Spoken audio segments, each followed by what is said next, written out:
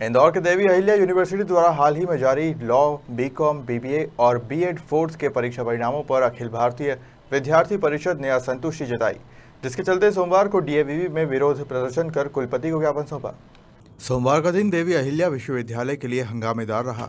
दरअसल अखिल भारतीय विद्यार्थी परिषद इंदौर महानगर द्वारा विश्वविद्यालय में लॉ, बीकॉम, बीबीए और बीएड फोर्थ के छात्रों के परीक्षा परिणाम में गलत मूल्यांकन को लेकर प्रदर्शन किया। छात्र संगठन ने हाल ही में आए परीक्षा परिणामों से असंतुष्ट छात्रों को लेकर विद्यालय के आरएनटी मार्ग परिसर में नारेबाजी करते हुए अपना रोष जाहिर किया।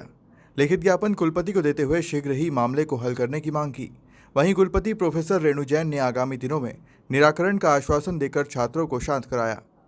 ये अभी हमें रिजल्ट देख रहे थे, जो अभी 28, 29, 30 तारीख को जो अपलोडेड हुए हैं, उन रिजल्ट्स के बारे में है इन्होंने जो ज्ञापन दिया है। तो रिजल्ट से जो इन्होंने लिखा है कि कुछ वो उसमें संतुष्ट नहीं है, एटी की छात्रों की संख्या ज़्यादा आ गई है।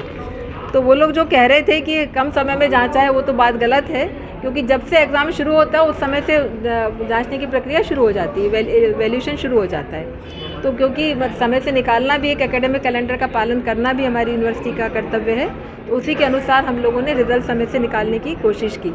और ये बात गलत है बच्चों की कि उनके साथ वैल्यूएशन में जस्टिस नहीं हुआ, लेकिन फिर भी उनकी डिमांड को ध्यान में रखते हुए, और अगर उनका रिजल्ट ये सही है कि कुछ सब्जेक्ट में बहुत ज़्यादा कि एक ही विषय में अगर एटी आई है, तो उसका हम रिव्यू कराते हैं। हमें जब भी ऐसा मौका मालूम होता है किसी एक सब्जेक्ट में ज़्यादा लोग फेल हुए हैं, तो अपना स्वतः ही संज्ञान लेकर उसका हम रिवैल्यूएशन कराते हैं। पर अब जब बच्चों ने लिख कर दिया है, तो शून्यांक आना तो हमारा मतलब एक आसान सी बात है। कई बार बच्चे इरेलेवेंट लिख देते हैं, कई बार बच्चे खाली क्वेश्चन उतार देते हैं, तो शून्यांक तो आ सकता है, ये बात की बात नहीं है। लेकिन अगर एक ही विषय में बहुत सारे बच्चे फेल हो रहे हैं, तो ये यूनिवर्सिटी का कर्तव्य है ये भी कि हम उसकी दोबारा जाँच कराएँ।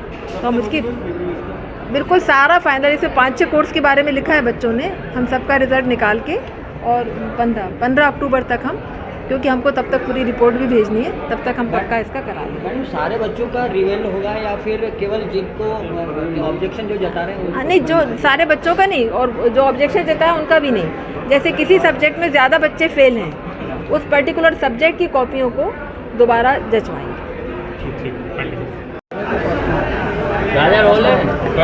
ठीक है।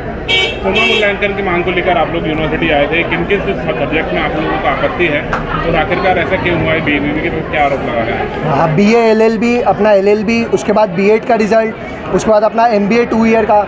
इसमें मेनली एक 2 सब्जेक्ट को टारगेट कर पर्टिकुलर 50%, 70% से ज़्यादा स्टूडेंट को सेम सब्जेक्ट में एटीकेटी दी है। मतलब हर एक विषय के अलग अलग सब्जेक्ट में पर्टिकुलर सब्जेक्ट को टारगेट करके एटीकेटी दी है। तो हमारा आरोप विश्वविद्यालय प्रशासन को यह है, या तो मूल्यांकन सही तरीके से नहीं हो रहा है, और एक तो इतने सारे विद्यार्थी होने के बाद आप 7 दिन में रिजल्ट घोषित कर रहे हैं, और उसके बाद भी आपका 70% से ज़्यादा बच्चों को सेम सब्जेक्ट में एटीकेटी आ रही है। तो ये कहीं ना कहीं विश्वविद्यालय में जो कॉपी जांच रहा है उनका गलत है, या विश्वविद्यालय इस चीज़ पर ध्यान नहीं दे रहा है कि कैसे अपन कॉपी जांच रहे हैं। क्या मांग करिए आप? हम लोगों की मांग ये थी कि आप पूर्णतः जो भी बच्चों का रिजल्ट गलत आया है पर्टिकुलर सब्जेक्ट को लेकर, उन सबकी फ्री ऑफ कॉस्ट में कॉपी वापस से रिव्यू हुआ जाए और वापस से उनका नया परिणाम घोषित किया जाए। कुलपति मैम का आश्वासन ये था कि जो भी आप लिख के दे रहे हैं, कौन कौन से ऐसे सब्जेक्ट है जो हमने ज्ञापन में मेंशन करे हैं, उन सब का रिव्यू वापस से फ्री ऑफ कॉस्ट में होगा, और 15 अक्टूबर के पहले उन सब का रिजल्ट वापस से घोषित किया जाएगा।